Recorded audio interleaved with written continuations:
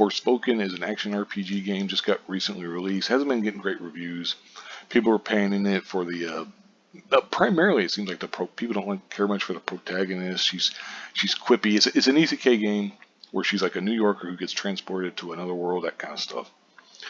But she's very much, always got a quip for everything, kind of snarky. It's like an MCU Whedon-esque type thing.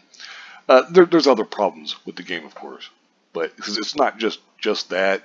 A lot of people say the gameplay isn't very good.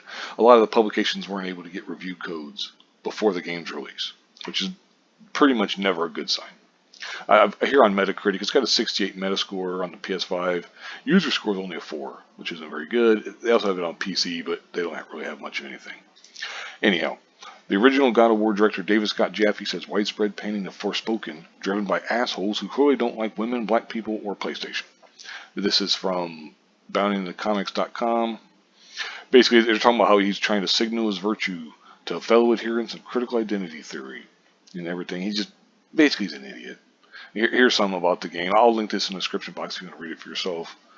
But the girl's name is Frey, a young New York City native who, upon being transported to the magical world of Athea and discovering that she possesses the ability to wield magic, must team up with a sentient cuff to free her new surroundings from the oppressive rule of a group known as Atlantis in order to find her way home.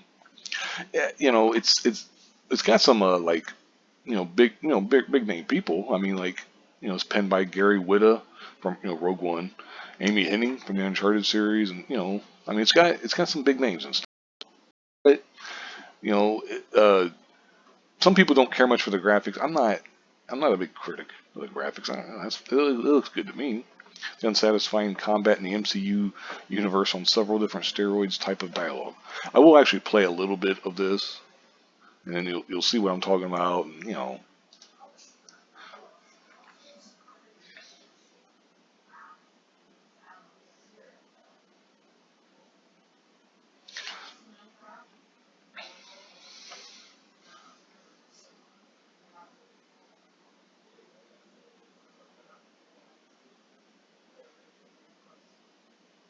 And, and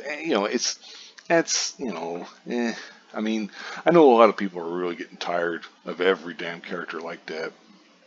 Uh, because it's just the whole quippy, nothing can be taken seriously and that kind of stuff.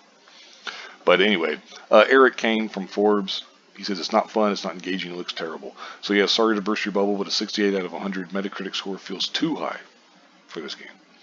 Anyway, here's Jaffe had originally tweeted, I have no strong opinion on Forspoken at the moment. Played a demo, enjoyed it, but not looking to drop $70 on it. Anyway, the pylon has me thinking of this and how as I've gotten older, I've realized there is no bad creative output like ever. Drawn to Death, that's one of his games. My biggest failure, critically and commercially. Reviews said it was juvenile, and it probably was. Still not sure how that's a bad thing. And the game announcer was one of my very favorite parts. Blah, blah, blah. He ended up getting some pushback because basically a lot of people are coming out saying, this game's not, caring much for it. So here's a tweet in question where he's like, I'm inches from pulling the trigger on Forspoken.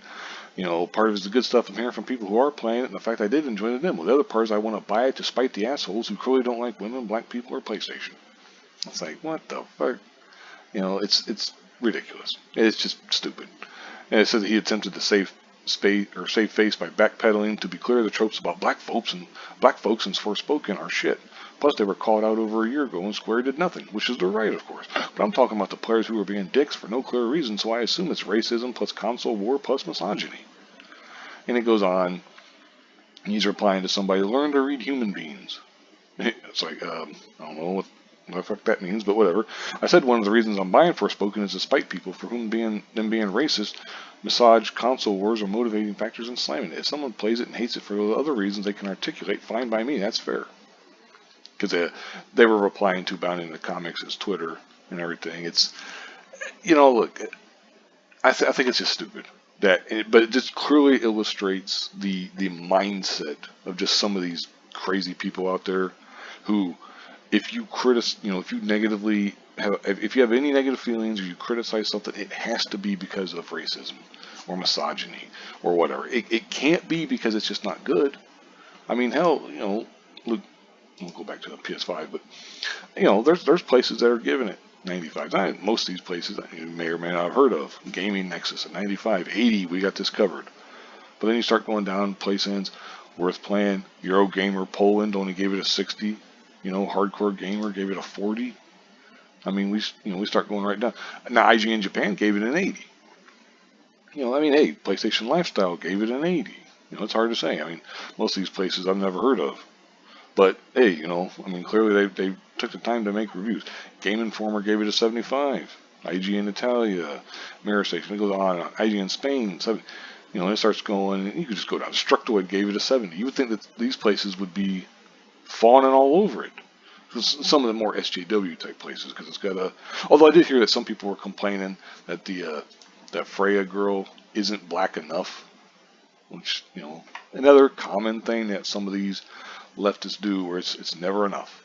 But anyway, I've already gone almost 6 minutes about this fucking game, and it's like, quite frankly, I haven't played the game, so I can't speak to whether it's good or not. It looks kind of interesting. It also looks kind of like it's generic and so on and such forth. It might be, very, very well could be. But anyway, I'll link this in the description box if you want to read the whole article for yourself. But thank you very much for watching, and have a good one.